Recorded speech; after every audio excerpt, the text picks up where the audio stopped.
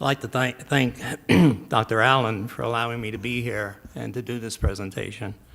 And I also like to thank Bonnie, who has helped me navigate through a week of hell trying to get here. It started out on Wednesday and ended last night about 6 o'clock.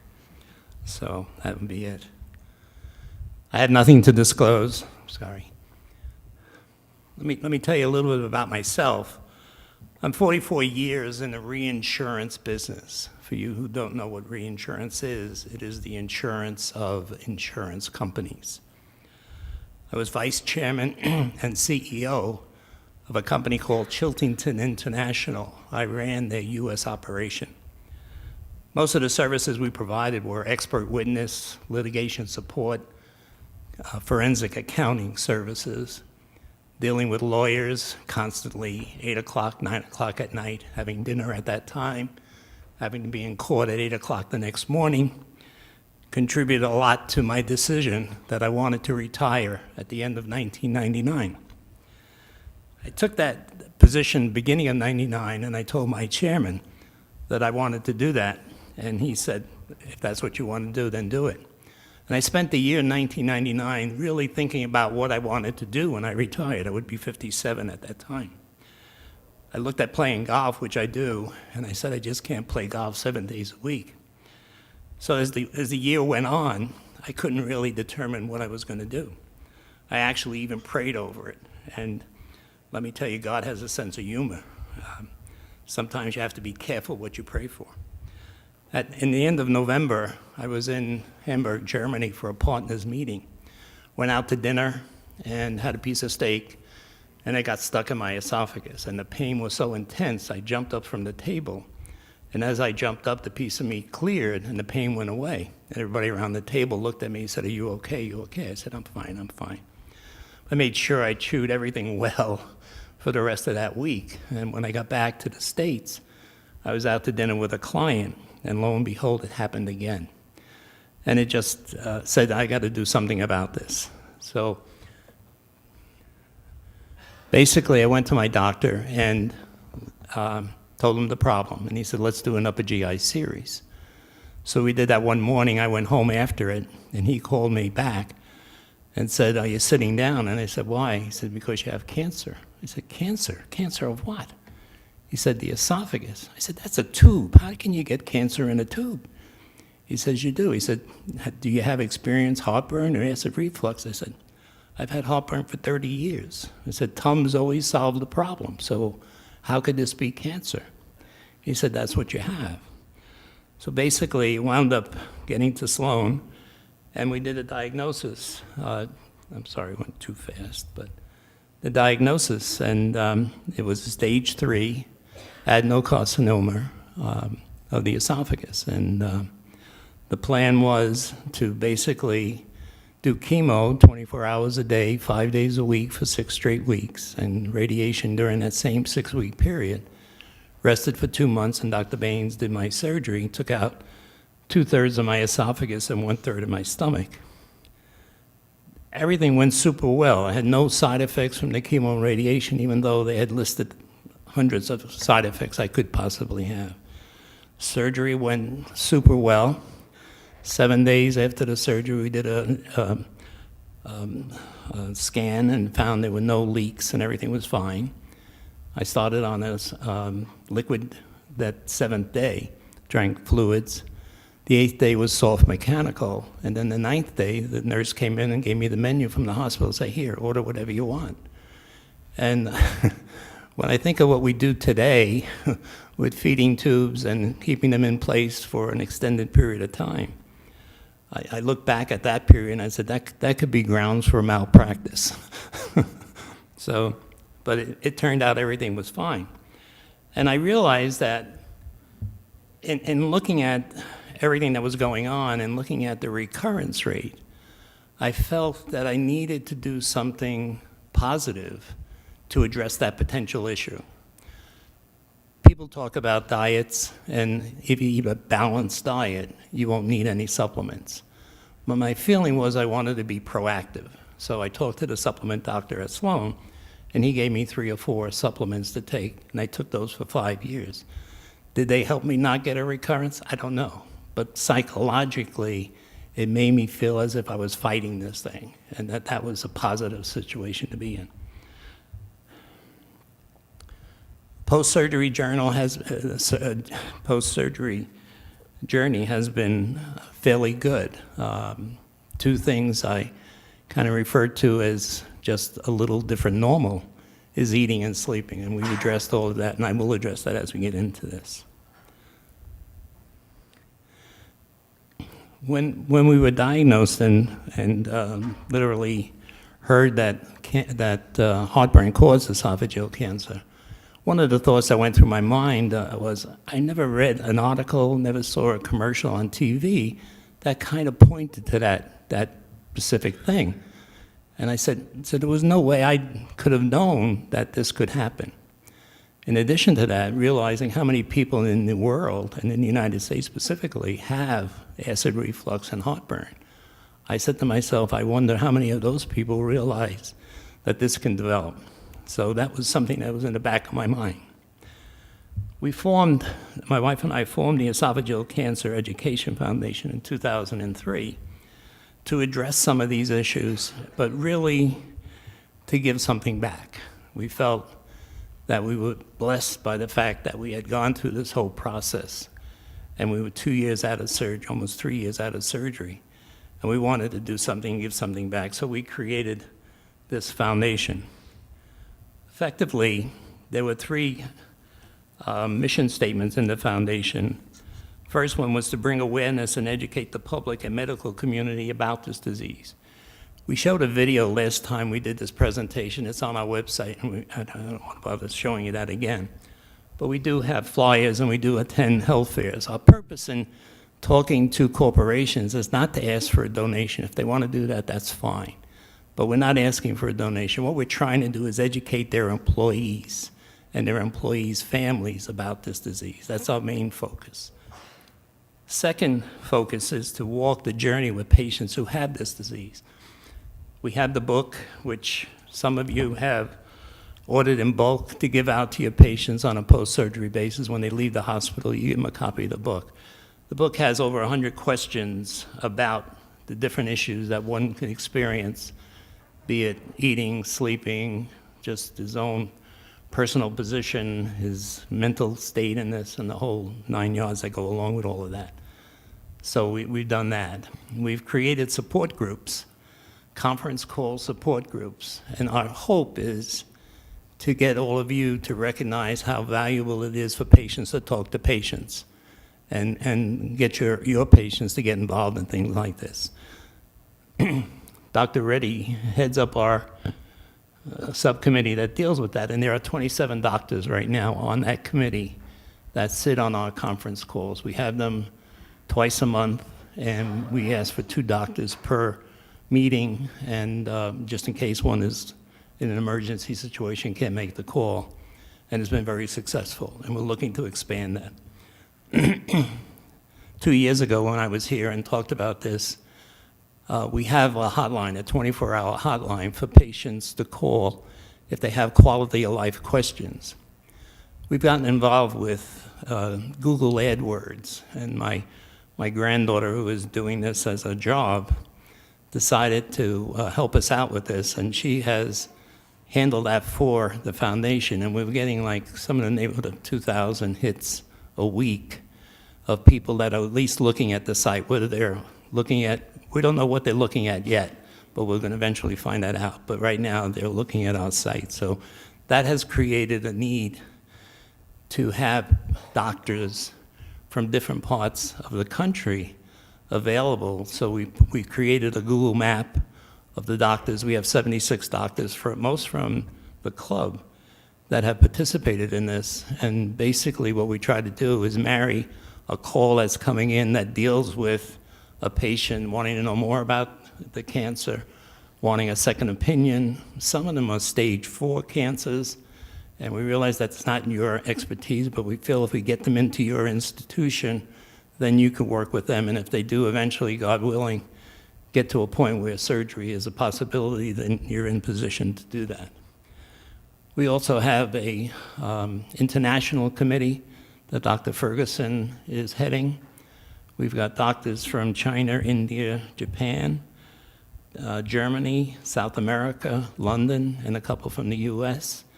And our whole focus there is to basically see what other countries are doing in support of their patients, and to see if somehow we can marry all of that into one group or one set of details that might be good for everybody. The last thing we do is the patient program, and I'll get more into that as we get further down. The last aspect of our mission statement is to financially support research projects that will lead to an early detection of the disease. Right now, we've gotten over $700,000 in grants that we've given out, $700,000 in grants to different institutions, most Sloan Kettering at this point, but we're looking to move that around. And part of what we do is we don't have any expenses, effectively. The foundation runs on a lot of volunteers. We have no salaries, we have no fees. All of the work that's done is done on a volunteer basis. And basically, that's allowed us to maybe charge administratively 5 to 10% of the income we're getting to administration. Administration is really the financial statement that we need to get audited every year. That's the biggest expense we pay, and the insurance that we have for our volunteers. So that's basically the expense side of what the foundation is all about. Getting into the patient program, basically, what is our goal for this program? And it is really to create a patient from your service that you have operated on that can become a patient that sees patients on a pre-surgery basis, okay? The major part of the pre-surgery basis is a body, mind, and spirit concept. Obviously, the patient has decided on you as the surgeon for whatever reason. He likes you, he likes what your credentials show, whatever reason he's accepted you as the surgeon. We now have to bring his mind and his spirit into the same positive attitude so that when he goes into the surgery, he's positive about it, that he feels he's going to make it through the surgery, that he feels comfortable with everything that's going on. And that positive attitude is really something that we strive through, okay?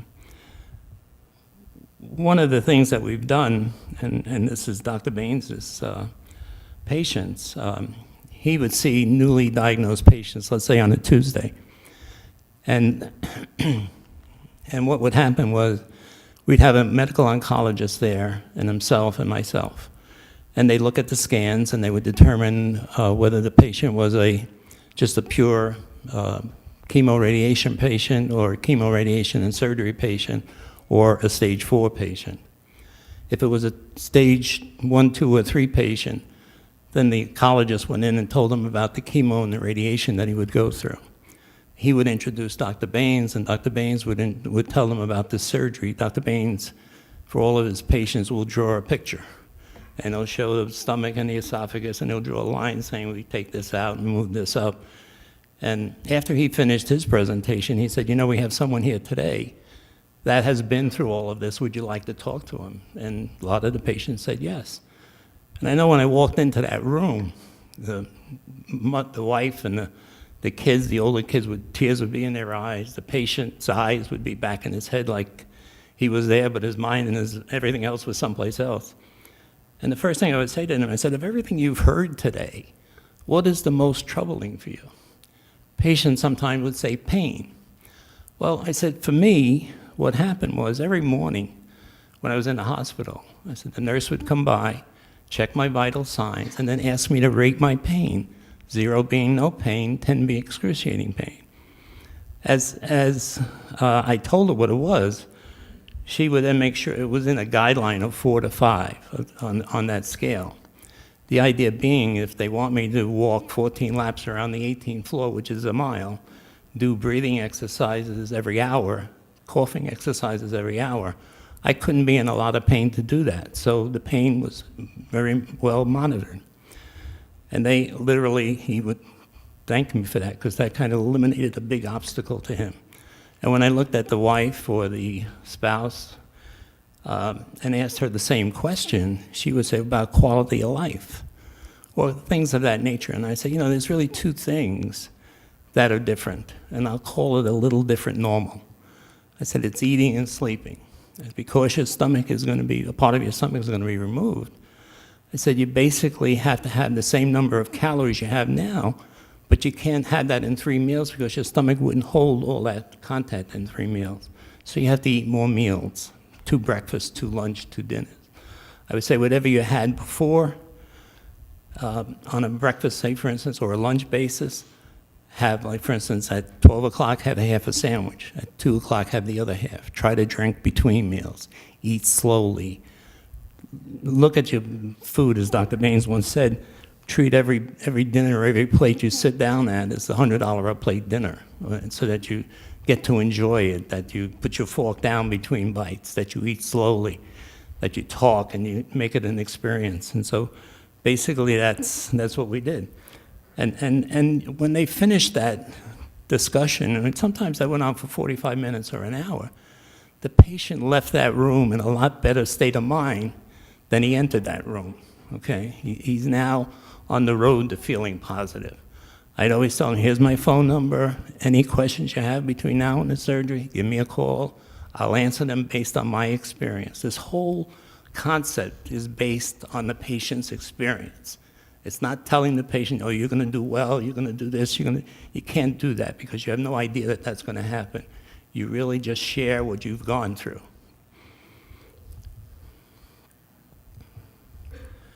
Okay, so where do we get this patient? Where do we get this Bart Frazzitta? And we feel the way to achieve that is you look at your existing patients and pick 15 or 20 of them, and you give them a call and ask them if they'd like to be part of a post-surgery esophageal cancer conference call. Okay, the idea being to have all of your patients participating in this call. And that gives them a sense of literally developing a relationship and feeling they're not alone in this process.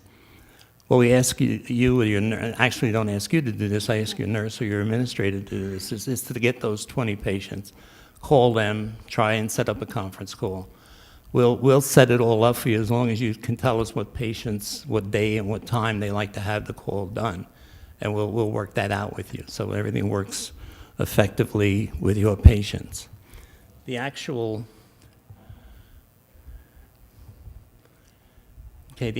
conference call, the way we handle it is we will mostly use by emails that we get all the patients on the same day, time, whatnot, so they get an email from me indicating, you know, the specifics of the call-in number, and the access code.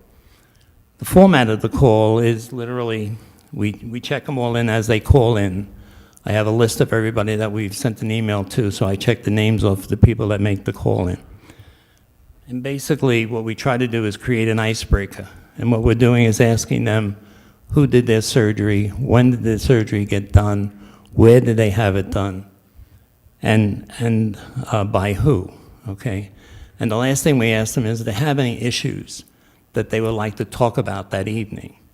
Once we go through the entire list of people that are on the call, and we will then introduce the 2 doctors that are on the call, give them a very brief description of who they are and where they're from, and we conduct the call. Okay, but one of the things we do before we just do that is we'll read a disclaimer to them, and it is this: the doctors on the call are volunteers, and they receive no compensation for their involvement in the conference call support group meetings. The comments and remarks that are made as part of this conference call meeting are to be considered as information only in dealing with the issues being discussed. Anyone considering taking action with what is discussed must first bring this to the attention of their doctors, and only act at the direction of their doctors. So, and then we go through the whole call, and basically what we're trying to do is to give the people on the call a sense of belonging, a sense of being together. Okay, basically, and with the doctor intervention with this, in fact, Thursday night, I was supposed to be here for the Thursday night conference call we had this month, and I obviously couldn't make it because of the travel plan, so I wound up staying in New Jersey. And Dr. Baines and Dr. Rishi Reddy were the doctors on the call that night. And there were 15 people on the call from their various parts of the United States, and it was a good call. So basically, the benefits of the call is that people realize they're not alone, that they have someone that they can relate to, hear what other people are experiencing. It gives them a sense of sharing and hearing what other people have gone through, and give them a sense of what they want to do, where they're at. And basically, it's a quality of life benefit. Okay, they can measure how they're doing versus other people, and it's just a growing experience, and it's a profit. And again, the whole concept is positiveness. We try to, throughout all of this, present an idea of being positive, because we truly believe that if you're positive before the surgery, going into the surgery, and you continue that positiveness post-surgery, that I can't say that recurrences won't happen, but we feel that that's a great way to fight the idea of having a recurrence. When we think of it from a patient, okay, it's a joint effort in picking this patient now that we're going to look to have you have as a pre-surgery candidate. It's a joint discussion. What we're looking at is hopefully if we create this support group for your patients, is to have your nurse navigator or your administrator be a part of that call, and I will be a part of that call. And we will, based on how the discussion goes, we can select a member that we think might be a good candidate for the pre-surgery discussion. We'll obviously then talk to you, see what you think, and then we'll bring that patient in and literally talk to him, and I'll be involved in all of that. From an institution point of view, all of these people will be volunteers, so they need to meet whatever criteria you guys have in your institution as volunteers. Since you're dealing with patients, the HIPAA knowledge is important, although it's not critical, because in reality what you're going to be doing is sharing your own experience. It's not, again, I can't emphasize that enough, it's sharing what you went through, not necessarily what that person will go through, because you have no way of knowing that. So it's sharing what you went to. I'd like to thank everybody, but one last thing I'd like to say is, as you all probably know, Dr. Baines is retiring. He'll spend this year at Sloan doing projects and seeing patients. He has attended something that the foundation has done every year called a Day at the Races. It's at Monmouth Racetrack in New Jersey. And we decided that we wanted to honor him at that event this year. So we will do that. We'll have flyers available in about a week. If you're interested in getting a flyer, just let me know. My business cards, we have a little table set outside by the registration desk. Take a card, send me your email information. We also have the ability to be part of this 24-hour hotline. If you'd like to, again, be part of that, take a business card or give me your name and contact information, and I'll be getting back to you on that. And I think that's pretty much all of it. So I want to thank you very much.